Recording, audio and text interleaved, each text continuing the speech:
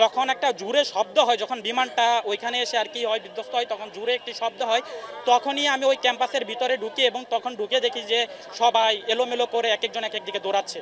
বিমানটা আঘাত করেছে আমাদের জুনিয়র সেকশনের যে ইংলিশ ভাষণে ক্লাস হয় ওইখানে একদম ডিরেক্ট একদম মেন যে গেটটা আছে, মানে যেখান দিয়ে বের হবে ওই মেন গেটে এসে একদম আঘাত করেছে। ছিল যে তুমি ঘটনাস্থল থেকে এসো এবং কি দেখেছো এবং এই যে আজকে যে মর্মান্তিক ঘটনাটা ঘটলো সেটা নিয়ে কি বলবো? আজকে ওইখানে শেষ হয়ে গেছে প্রায় উদ্ধার কাজ, এখনো চলতেছে, মানে প্রায় শেষের দিকে।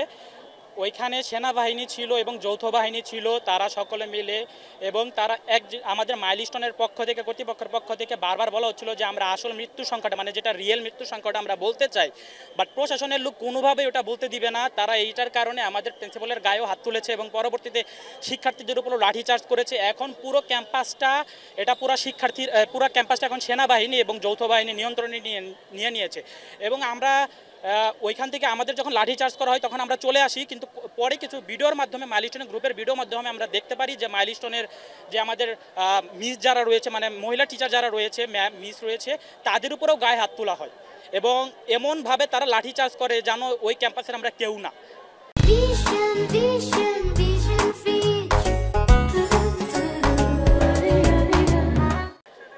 আসলে আমাদের ক্যাম্পাসে ঢুকেছে, এখানে প্রিন্সিপালে অবশ্যই তার রিয়েল মৃত্যু সংখ্যাটা জানতে হবে, কারণ গার্জেনের প্রেশারটা আসতেছে আমাদের কলেজের উপরে।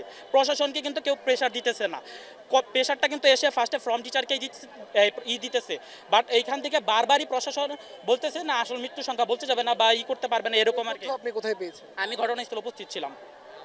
আচ্ছা, আপনার কোনো সহপাঠী বা আপনার কোনো পরিচিত বন্ধু বা ছোট ভাই আহত হয়েছে কিনা বা নিহত? আমি আসলে ক্লাস 10-এর স্টুডেন্ট, আমি হচ্ছে ক্লাস 9-10-এ, ওইটা তো ক্লাস 8 পর্যন্ত ছিল। বাট আমার একটা ফ্রেন্ড ছিল নাফিজ নাম, ওর ছোটো বোন একটু আহত হয়েছে, বাট ওরকম এতটা মানে এতটা হয় না, গুরুতর হয়নি। খুবই খারাপ লাগার মতোই, কারণ আজকে যে ঘটনাটা ঘটেছে এটা হচ্ছে আসলেই ওইখানে হচ্ছে ছোট ছোট শিশুরা ছিল, তারা কিভাবে কান্না করতেছিল। আমি আসলে ক্যাম্পাসের থেকে তখন ভিতরে ঢুকতেছিলাম, তখন ক্যাম্পাসে দেখি এক একজনের শরীর পুরো এক একজন এক একদিকে দৌড় দিতেছে, এগুলো দেখে আমার খুবই খারাপ লাগতেছিল এবং ওইখানে আমি মানে কান্না না করতে চাইলেও আমার অটোমেটিক কান্না এসে পড়ে।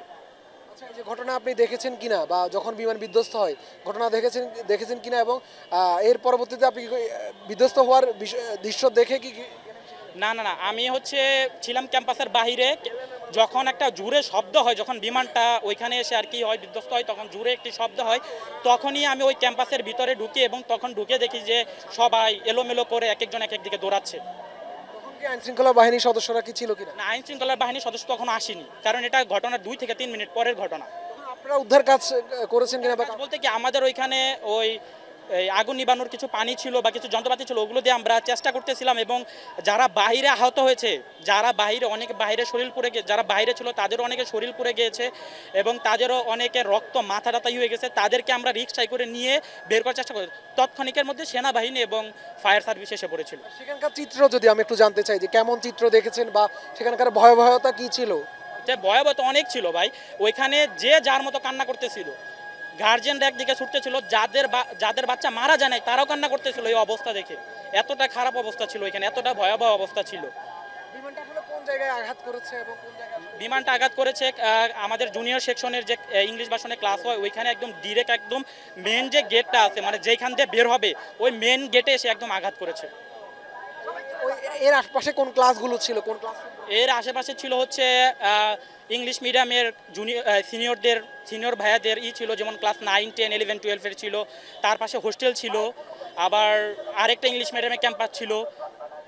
এই যে আপনারা যখন গেলেন, যখন বিকট শব্দ শুনে আপনারা যখন সেখানে গেলেন তখন দেখলেন এখানে আগুন জ্বলছে নাকি বিধ্বস্ত হওয়ার? আগুন জ্বলছে, আগুন ধপধপ করে জ্বলতেছে, তখনও ফায়ার সার্ভিস আসেনি। ফায়ার সার্ভিস আসার পরে আগুন ওটা নিয়ন্ত্রণে আনছে ফায়ার সার্ভিস।